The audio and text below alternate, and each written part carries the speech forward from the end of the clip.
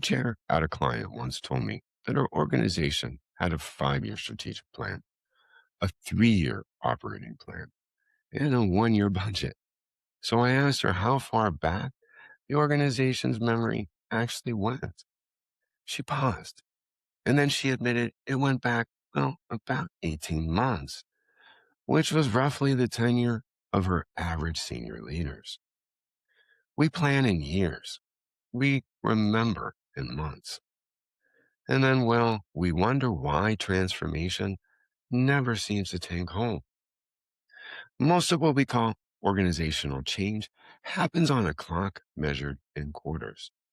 A new leader arrives, launches a new initiative, claims a win, and moves on before anyone can tell whether the change actually held.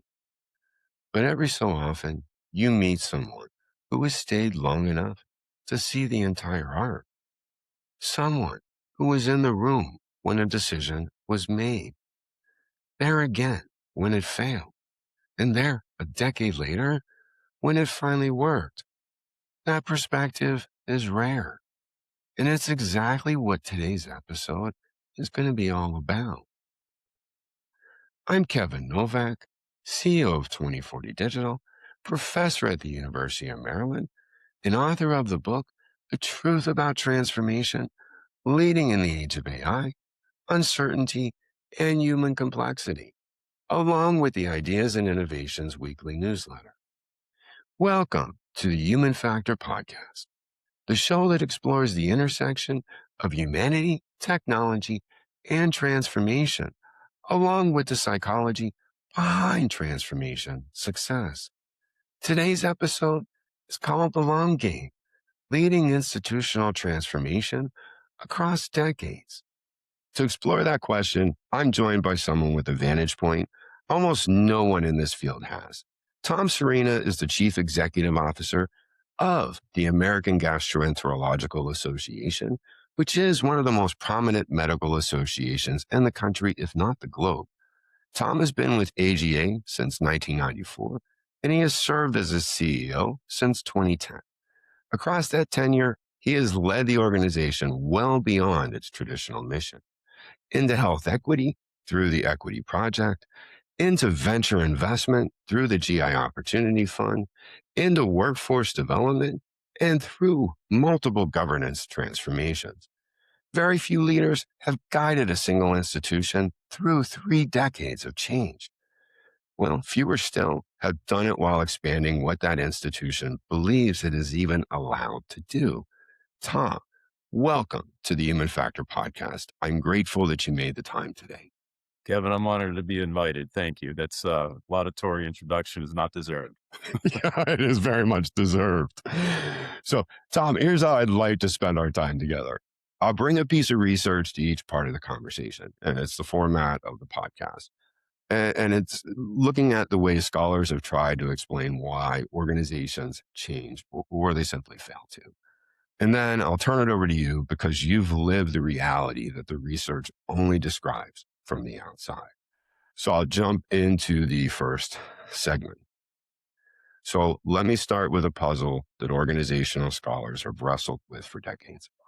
In 1983, 2 sociologists, Paul DiMaggio and Walter Powell, which I talk about often in the newsletter as well as the podcast, they published a paper asking why organizations in the same field tend to look more and more alike over time. They called it institutional isomorphism, and they identified 3 forces that drive it. So coercive pressure, which is from regulation and funders, mimetic pressure, where under uncertainty conditions, organizations simply copy whatever appears to be succeeding, and normative pressures from the professions, the conferences, and the credentials that quietly define what a serious organization is supposed to look like.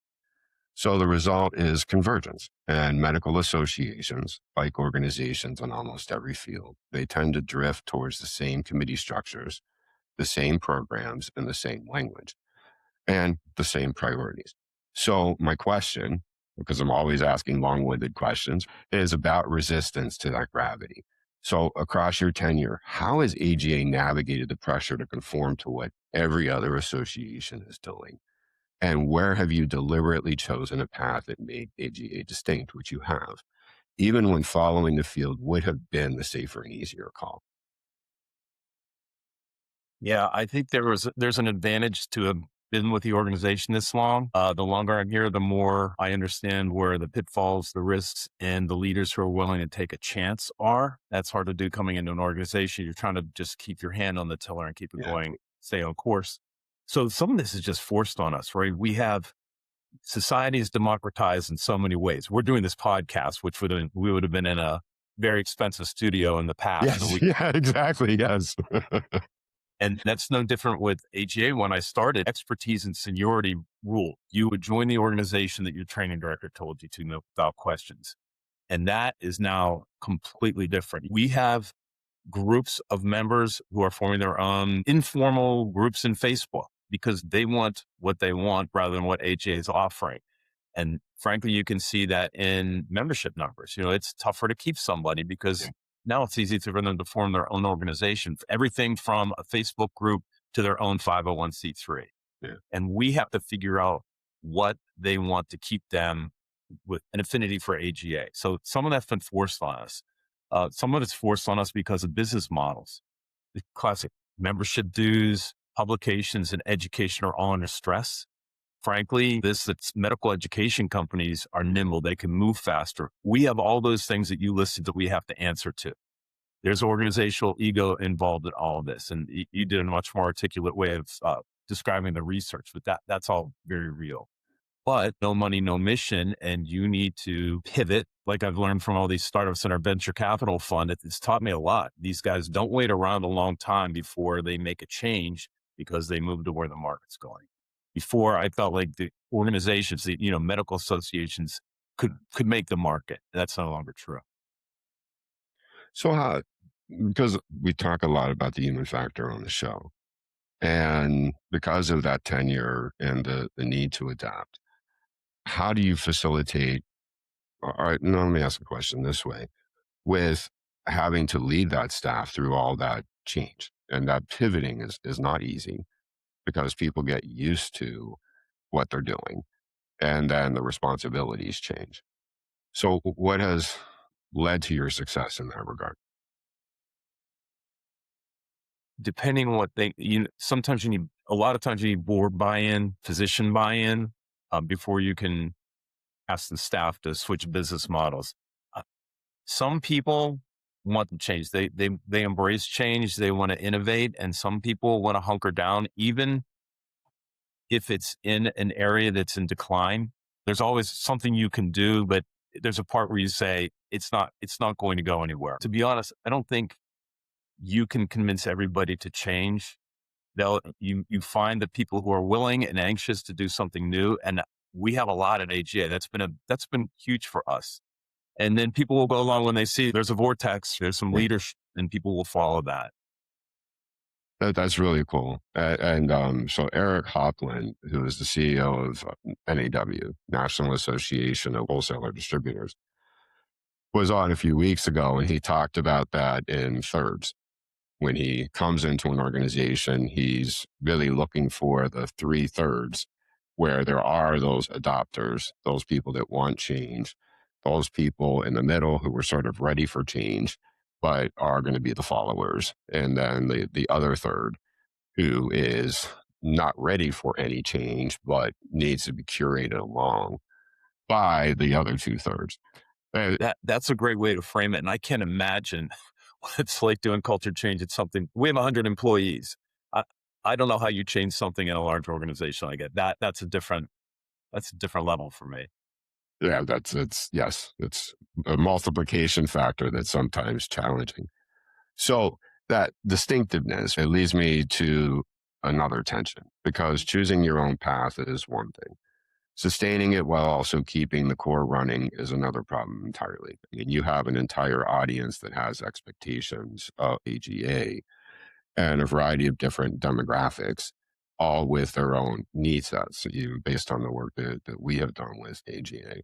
So there's a body of research from Charles O'Reilly at Stanford and Michael Tushman at Harvard on what they call organizational ambidexterity. And it's the core finding that enduring organizations have to do two contradictory things at once. They have to exploit, which means running and refining what they're already good at. And they have to explore, which means building capabilities that don't yet exist and may not pay off for years. The hard part is that these two compete, obviously. They compete for budget, for attention, for talent, and for the leader's own time. And exploitation almost always wins in the short run, at least based on the research, because it's measurable and it feels safe. So AGA has had to do both. You sustain the core, the clinical guidelines, the education, the research, advocacy, the work the members count on every single year. And at the same time, you stood up entirely new institutional capabilities. So how do you actually hold that tension, right? When the core is what funds you and the new work is the very thing that unsettles the comfort of the core, how do you protect the explore side from being quietly starved by the exploit side? Wow, that's profound. That's good. I think to your thirds, there are the group who are going to keep the current programs running. But I mean, as I think about the two biggest things that I would point to that we've changed are the innovation and the venture capital fund, and then our governance. And I had a heavy hand in both of those. So I was the guy with the extra time and, the desire. Leadership is a big part of that. The leader can do that. And as far as the actual operationalizing that, again, I had people who were anxious to try something new. And I hadn't thought about the tension, but that probably caused a lot of problems that I was aware, or invisible friction that kept me from going faster. And one of the things, Kevin, is you asked posed the questions for me ahead of the show. So the denominator in change for me is pace and patience. And I've just learned that you generally don't control the pace other than in an emergency. And if you do, you're going to be frustrated because you really have to build a foundation before the change you want is visible to everybody. I don't know if I'm going off track, No, but no, no. That's exactly where I want to be going with you on that because, Tom, the tenure alone begets that you have had to be incredibly patient. And in contrast, when you look across the average tenure in organizations, so not just associations, I mean, this is government or companies and so forth. And so looking at it from a chief marketing officer, right, that average tenure went from 18 months now to 12 months. And I guess last week, right, we were just exploring that to say, what is the issue? Is it adaptability? Is it the lack of expertise in how fast things are moving? Or is it simply that the organization doesn't have patience to let something actually mature? Or does that person or that team not actually have patience? So how, with the tension to sort of keep the wheels on the bus, while building a newer bus. And I'll preface this by my own experience with AGA. So in the early career professionals research study and sitting in a room at the Hyatt or whatever it was downtown and asking them a variety of different questions. And they're young people saying AGA should stop talking to us, to your earlier point on these general platforms. We use niche communications. We don't want the email. We want it in this way. And that's a friction. It creates tension because the bus, to hold the wheels on the bus, right? You are continuing to do that. So how do you manage your own patience in that regards? well, but I've been burned enough times. Honestly, one of the difficult things it's a two-edged sword, the turnover on the governing board. Yeah. Most of them serve 2-3 year terms. The officers serve 4 year terms. And back in the day when I was starting, there were a new set of priorities every year because the president had a lot of prerogative. And having sat back, I wasn't the CEO for 15 years. I got to watch it. It was very frustrating. Hmm. And it didn't matter because, as I pointed out earlier, it's seniority, expertise, that's the thing that rules. And it was it was fine when all you were doing, your annual meeting and your publication, everything, all the cylinders were hitting and the funding was coming in and you could have pet projects. It was just frustrating. But then it became an inhibitor, right? I mean, all those old business lines were starting to flatline and we need to do significant new, initiatives. And we had to end the pet projects. And I will say that I can point to two former presidents who allowed us to change governance, to bring the governing board from basically a super committee to an executive body that worried about strategy and the purpose of the organization. And there was continuity from one board to the next. It didn't change every year. Even we've completely turned the board over several times since we initiated this governance transformation, but it's stuck. They know that we need to focus on several things to keep maintain viability. So I think my bottom line is that if your leadership isn't aligned and focused, you're going to be fighting to bring any kind of change because everybody has their own idea of what change should be. Well, always, right? And this is based on experience, and just I'll put this in the association context because there are so many organizations in the association realm that try to alter the governance. And across the year, 42 organizations that I've worked with so far over these years. And some have boards of 50, 60, 70 people. And the tension is the recognition that decision making needs to be, to your point, an executive body or a smaller group of people, that it is actually very difficult to get those 70 people focused, right, and manage that process. So, what was the successful factors that allowed you to make those changes in the governance? Well, we did get the board down to 13. I think that's a good number. We had, as I said, two presidents who allowed us to try some new things.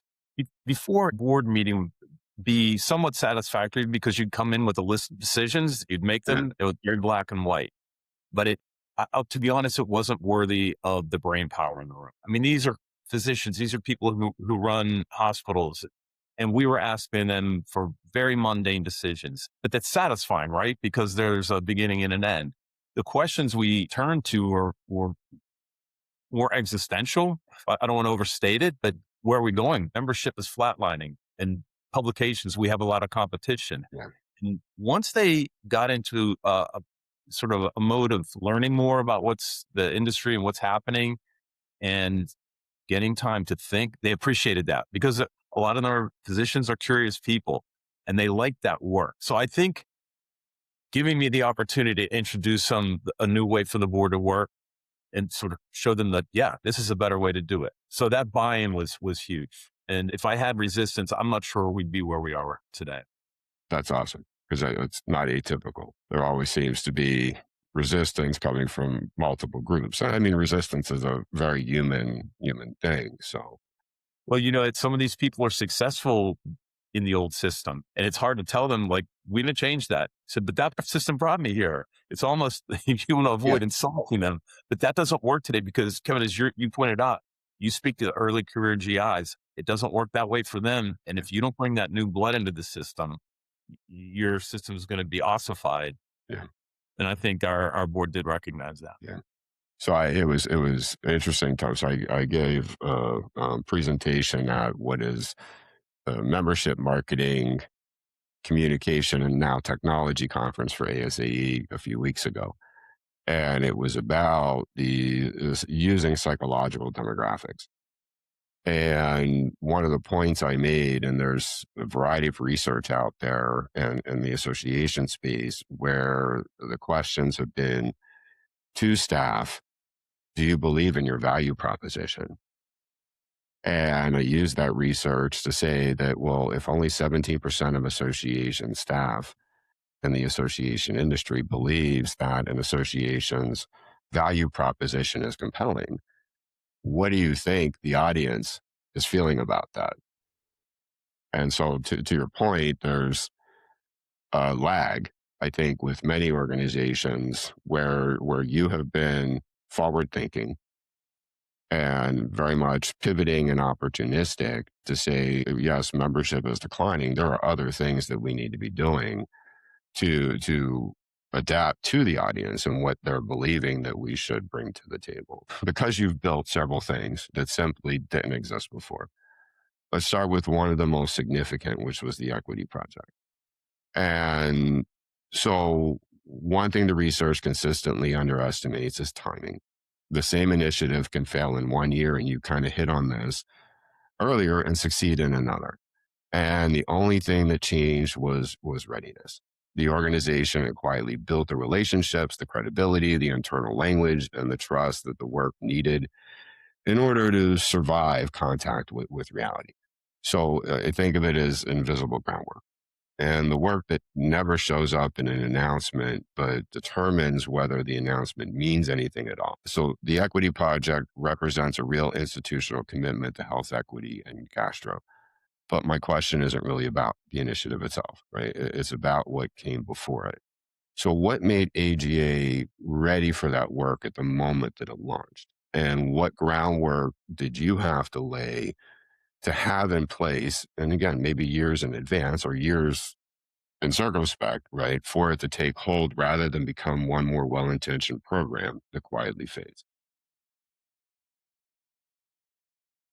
I think that I would characterize gastroenterology in our association a diverse constituency. It existed at that time. Equity was at the forefront, and the organization realized it needed to do something more deliberate. And I'll give credit to we a great staff person, but also our current president, Byron Cryer, was the leader, one of the leaders of that project.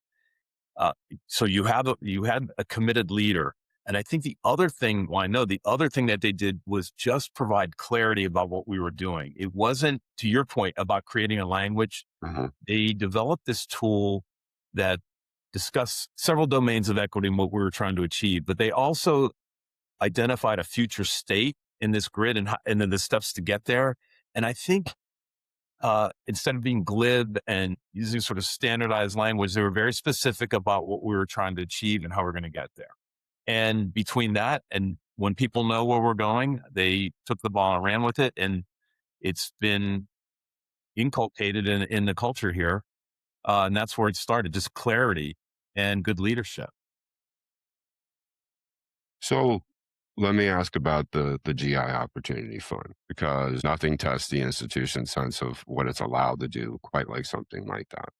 And what you've done is in that regard is very atypical. I know a few examples in the association community where they really have embraced that. And one of those was American Thoracic Society, where they recognized as part of their annual meeting that they needed to bring the banks and the small companies and so forth together.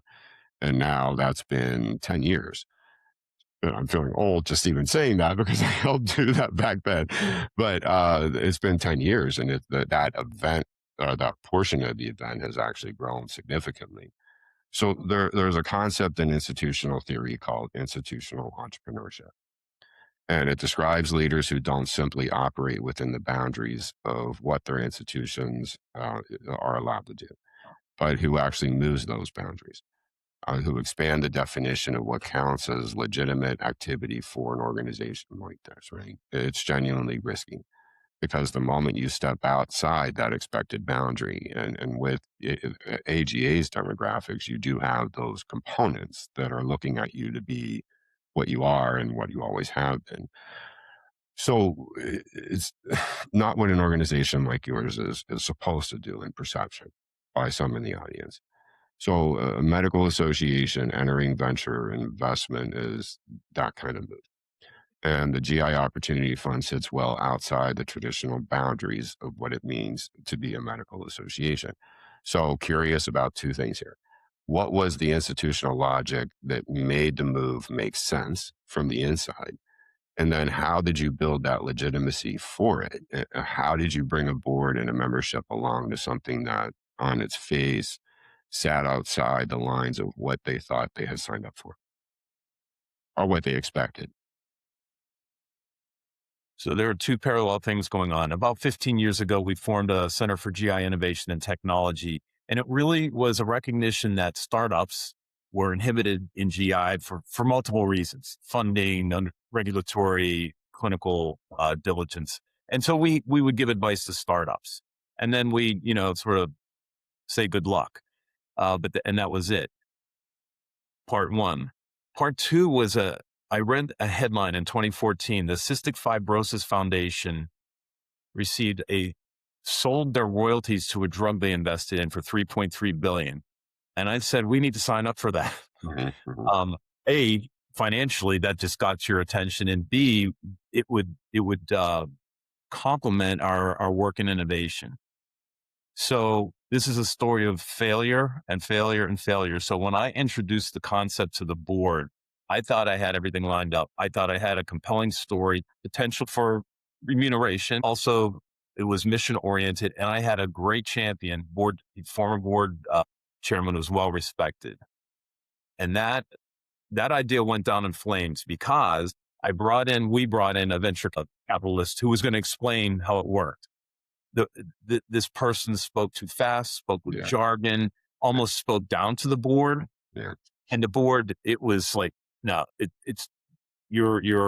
gave them a discomfort, an uncertainty of the risk. And like, we're fine today. We don't need to take on this risk. And, it took a while. I had to wait for a little turnover and try to understand. And I viewed that as resistance. Like, you guys, you need yeah, to take on risk. yeah, And it was less that than it was not not allowing the pace to take place at the rate that they could absorb. And a few years later, things lined up again, and I have a great champion. Mike Coachman is our current treasurer, so I had somebody on the board who was well respected, and we slowed it down. We did a lot more foundational work, explaining how it worked, mhm, framing the risk, and framing the fact that AGA could establish an identity. To your point, Kevin, and we want to distinguish ourselves. We don't want to just keep doing I find these startups the source of more ideas than I do sort of the yeah, association world, because we want to break out of that yeah, because it's not working anymore. right, yeah, So the stars aligning and letting the process follow its natural pace ended up the board let us establish the fund, and the most impressive thing to me was that that fund is funded by members, most of whom I don't know. They're new to me, and I've been around a long time. So that was really encouraging. There's a thirst to be attached and associated with innovation. I'm sure it would be great if everybody made some money on this, but the most important thing is we're catalyzing innovation. mhm. So again, failed to recognize how the system could absorb a new idea like that. So with that foundation, Tom, and I talk a lot about this with the human factor element of resistance, and there's a variety of different flavors of it, and it's not intended resistance. It's to your point. I think you gave that great real example of the consultant or the equity person came in and talked way too fast, making assumptions that everybody understood. They were obviously lost and right away became self defensive. And I think that I see that so very often where an organization is trying to move fast and forgets the necessity to inform those people to build that foundation, but to ensure that they're going to come along. And to your point on you have great staff who are ready to pick up that ball and want to see things like this happen. I mean, that's so critically important. So, um, these are my passion areas. So sometimes I can ramble myself. As I prepare for this, what I learned, and it ends up there's a lot of complex research, and it does devolve with like these human being lessons and what people are capable of, what they want to do, and pace and all those other things. Yeah. So when you're recognizing the right time, like you said, there's several failures, and then it was the right time to bring it back. How did you prepare yourself for those people to re-educate them and reinitiate that and then lead through it? It was educating them so that they were comfortable making a decision. And frankly, that's what we do with the board now. The board has to wrestle with a lot of things they haven't seen before. AI. Some of them know more than others, but we don't want one expert on the board swaying a decision. So we Yeah. spend a lot of time bringing speakers in to get everybody to a common understanding. So everybody's making a decision with some knowledge and some confidence that they know something about it. Scholarly publishing, most of the academics know about scholarly publishing. Not everybody in private practice know the operations of, Yeah. the finances and peer review, those kind of things. So, but I think we don't want, they might not even know the questions to ask. So we do a lot, we spend time trying to help people get up to, sort of learning sessions during our board meetings. So I want to explore in that regard the foundation, and to your point, bringing people up to speed to create the understanding as well as the synergies for decision making, which is always so critical. So institutional theory has a lot to say about structure and ensuring something like that happens. And one of its more uncomfortable insights is that formal structures that we build tend to enable actions that eventually constrain it. And I really want your perspective on this because you've been in this role and you've led this government transformation. So governance is the clearest example. The committees, the bylaws, the approval pathways, the composition of the board itself. And so all of it exists to create legitimacy and accountability. And it can be quietly, it can quietly become the reasons that nothing is able to change because that structure becomes so rigid. So researchers often find that governance reform is a prerequisite for deeper transformation, that you can't change what an organization does until you change how it actually decides. So you've navigated multiple governance transformations at AGA. What has that taught you about the relationship between governance and the institution's capacity to transform? And to be more specific, where have you seen governance genuinely enable change? And where have you watched it constrain change, even with the best possible people sitting around the table? I believe that the line we've learned is prepare for loss of control. And the board, in a positive way, is try not to do the committees and staff work. Be confident that you have established a direction and a vision that they can pursue with enough clarity that they can execute or even develop their own strategy. Mhm. Part B, where it doesn't work, like you can establish all the bureaucracy you want, but one maverick can topple it and really divert the organization. The person might not succeed. They might succeed for a while, but it's so disruptive. We'll bring them back into conformity, but it's so disruptive and spend so much time and energy. So I guess my point is an individual can upset that depending on what the organization will let an individual do. I think that ours is at this point has done a good job of balancing planning for loss of control. You don't need to make every decision. Others are charged with that and being comfortable with that. You said earlier, related to the newer things that AGA is doing, is there's a necessity there because the older model isn't working anymore, or components of it are. And so that alone creates a situational anxiousness. And that's both on the board side. I mean, the practitioners themselves, those fields are changing so rapidly based on technology. And then you have a staff who also are experiencing that. Does that then feed into maybe popping a wheel off the bus because there is that anxiousness and it becomes a inhibitor in many ways, or something that has to take your time to, in essence, facilitate that, reduce that anxiousness? A plan change is one thing, and unplanned is another. It's the unplanned when somebody comes in with an idea and wants to jump the line, so to speak. Yeah. It's disruptive. And I know, I try to guard against being overly bureaucratic and having a lot of layers. I think we move things through pretty quickly. It's when you try to jump the line, you might succeed once or twice, but it's so disruptive to the system. Those unplanned ones are difficult to manage. I think the planned ones, like I said, I mean, we've been able to introduce some new things with the people we have, the board and the staff we have. And again, I think it's a matter of some people are just motivated Mhm. to try new things. And I think we're very fortunate that Yeah, you have good people. So, um, shifting to from the institution to you, because you're incredibly intuitive, incredibly smart. And because 3 decades doesn't only change an organization, it changes the person that has led it. So Ronald Heifetz at Harvard drew a distinction that I come back to constantly in my writing and research. So he separated technical problems from adaptive challenges. And you hit on this a bit earlier. A technical problem has a known solution and an expert who can apply it. So the plan, the known plan, you can project manage your way through it. An adaptive challenge is very different. So the problem is tangled up in people's values, their habits, and their identities. And there's no expert with the answer. The solution has to be learned, often by the very people who would rather not change. So the argument is that most common failure in leadership is treating an adaptive challenge as if it was a technical one. So having led AGA through multiple strategic cycles since 1994, what did you believe about leading change early in your tenure that you have since revised or even abandoned outright?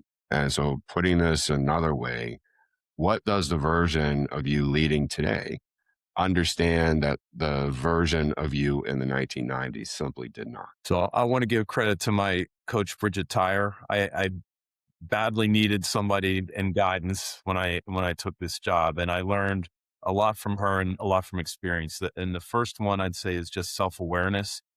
Early on, I underestimated the gap between what you think you're communicating and how people are receiving it. And being the CEO doesn't mean you say it and they get what you're saying. And there's the need to say things over and over again. And I kept using the word clarity during this podcast because that is one of the most important things I've learned. The second thing I'd say is managing your internal state. Um, Bridget calls it being a step down transformer because your feelings radiate and affect the system, as does anybody. If you're walking into something and somebody has a frown on their face, it affects you. And I try to not negatively affect people. Sometimes I kind of have a stern face, so maybe I can't always succeed, but that's important. And the third thing is, I mentioned this before, just patience with change. Again, you think you're the CEO and you can get something done. You can't. You have to manage that through a process that the system can absorb, the pace that's comfortable for them. So sort of clarity, self-awareness about how people are receiving you, keeping the system calm so they can process things and then bring it to a pace that they can absorb. Appreciate that you gave credit to their coach. I'm still working through my own issues, right, over the years. But when I was deciding what to do years ago at this point, my coach Peggy Cooper basically said, because I said something, and she goes, "You can't be 1 foot here and 1 foot there." And she goes, "Everybody will pick that up. You won't appear to be committed. And so if you're looking to start a business, you need to be 2 feet into this and move forward." And I think often that external perception is really helpful to people if they're open, like you just talked through, open to that criticism to adapt. And there's a lot of writing that I've done, and I'll insert communication theory, and I have this even coming in next week's issue, and it's connected to the topic, but it's just as a constant reminder, because what we do say, we often don't take the moment to understand how it's being received. And so to your point on the clarity, you need that clarity, and it's the watching the body movements and so forth to see if people actually have understood, or at least understood enough to ask the questions that they may have to gain that further clarity. And there's a lot of leaders that just don't do that. Yeah, that's a good way to frame it. So, Tom, Carl Week, an organizational psychologist, spent his career studying how organizations make sense of what happens to them. One of his more provocative ideas is that strategy is often clearer in hindsight than it ever was in the moment. That we act and then we make sense of what we did. And then we tell a coherent story about it afterwards. And it has, as if it's actually been the plan all along. He argued that a great deal of organizational change is really improvisation that only later gets narrated as strategy. So when you think about the moments that most fundamentally shaped AGA's trajectory, how many were deliberate strategic decisions and how many were responses to something that you simply didn't see coming? And when it was the latter, what allowed the organization to turn an unexpected disruption into a real turning point rather than just a crisis that it managed through or survived? Think by and large, and I came in after, we had a well-established membership, publications and education. But there are two things that were developed early on after I got here. One was the gastroenterology teaching project, and a president noticed that the fellowship programs needed to measure themselves against other. They needed to calibrate how they were doing. And he advocated, and we eventually established this national testing platform.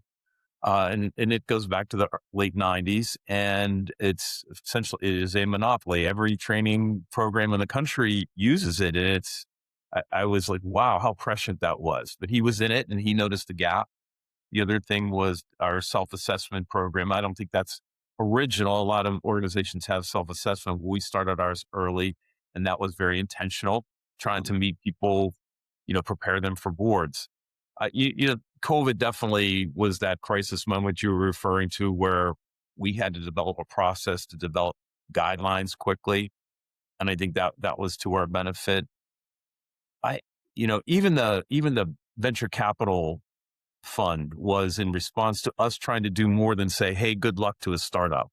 We want to be able to offer them, financial support and then ongoing support when they went to the market.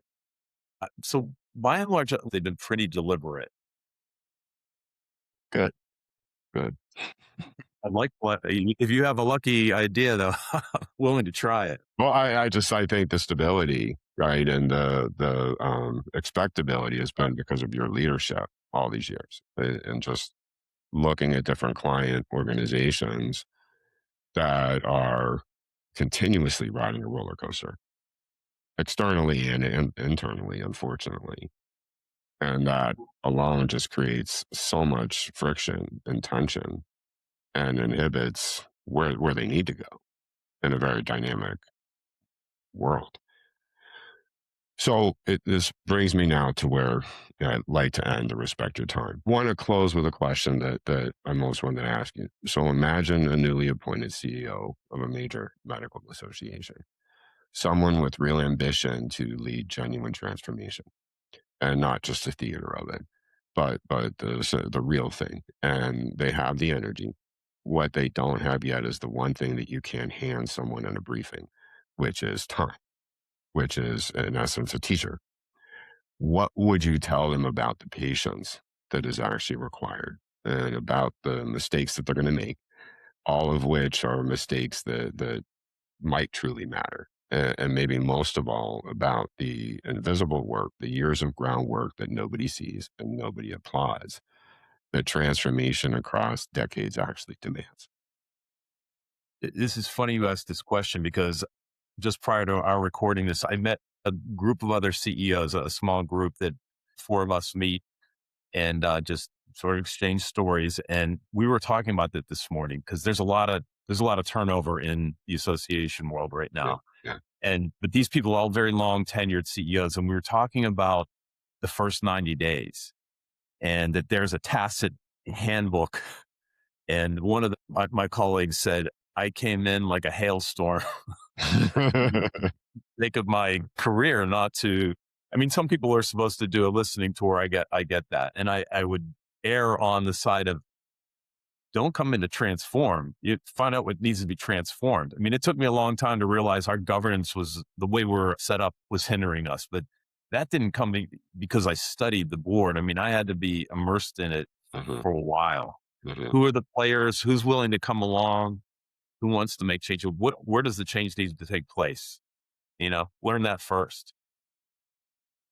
So Tom, then how do you, because to the point on the 90 days, there's a situation that I'm aware of where a young CEO has come in and majorly affecting transformation in multiple ways, but in very unconnected ways to where the staff is not even clear on where they're going and what they should focus on. And so much is being produced in the process that they simply don't have the cognitive capacity to even retain it and understand where and what applies value to which end of the transformation. And that person feels that they have gotten a mantra from the governance that this needs to be done quickly. And so, to the listening tour, or to your point on the recognition over time that governance needed to change, right? That took patience, that took the openness to understanding the dynamics at play first before inserting something that may actually blow things up. So, how does a young leader find that balance? I can imagine somebody, especially a first time CEO, wanting to make an impression. Like you hired somebody who's going to do some things, and I haven't had to deal with that. Right? I had a long time at AGA before I took this role. I guess is there a crisis, or is there just do you need to evolve the organization? I don't think there's anything magic. One of our jobs is to be clear communicators, what's going to happen, and people want to know how it's going to affect them, and you have to get clear on that. And that's not that takes some time because you need to know where that person is. So I do think it's taking conversations to understand where somebody is, what they're capable of absorbing, what they want to absorb. And I just don't think there's any quick way to get there unless you're in a crisis and you have to do something. Mhm. So, Tom, this has been exactly the conversation that I hoped it would be. So, what strikes me listening to you is that through the lines of 3 decades, right, it isn't a strategy, is patience held in tension with your conviction and the willingness to do the invisible work for years and trust that it compounds. And you, again, you've been there for a long time. You were incredibly well respected in that area as well as in the association space for the leadership that you have brought to the table. So we measure leadership by the decisions that people announce. We rarely measure it by the groundwork that they laid a decade earlier that made those decisions possible. And you spent a career on the part that nobody claps for, and the institution itself is the evidence. So thank you for being so generous with what you've learned today. Kevin, I'm flattered to have been asked, and all this stuff is born of painful lessons for the most part. My coaching, so for inviting me. You're welcome. Thanks for being here, Tom. This season, we've been focused on the gap between what research predicts about organizational change and what actually happens in practice. And there may be no dimension of that gap less studied than time. What happens to transformation when it unfolds not over quarters and not even over a few years, but across decades? The willingness to do invisible work for years and the trust that it compounds. We measure leadership by the decisions people announce. We rarely measure it by the groundwork they laid a decade earlier that made those decisions possible. You've spent a career on the part nobody claps for, and the institution itself is the evidence. Thank you for being so generous with what you've learned. And to everyone listening, thank you for spending this time with us. Tom gave us something rare today, the long view, and a reminder that the most consequential work in any institution is usually the work that no one sees while it is happening. If today's conversation gave you a new way to think about the long arc of change in your own organization, here's how you can go deeper. The themes Tom and I explored: institutional memory, organizational ambidexterity, readiness, and the invisible groundwork that transformation across decades demands, run throughout my Transformation Psychology series at 2040digital.com. Explore the Human Factor Method and the Transformation Readiness Assessment, both available at transformationassessment.com. They measure not just whether people support change, but whether the organization is psychologically prepared for what real change actually demands. Subscribe to the Human Factor podcast wherever you watch or listen to podcasts. And please leave a rating and a comment. Share this episode with a leader who is playing their own long game and wondering whether the groundwork is worth it. Sometimes the most useful thing that you can give someone is the language for what they're already living. And if you want weekly insights on transformation psychology, organizational behavior, and the human factors that determine success, subscribe to my Ideas and Innovations newsletter at 2040digital.com or on Substack. Every Thursday, I share practical frameworks and research on why change succeeds or fails. Until next time, remember, the institutions that endure are not built by the decisions that we announce. They are built by the invisible work that we are willing to do for years before anyone applauds. This is the Human Factor Podcast. I'm Kevin Novak. Thanks for watching or listening.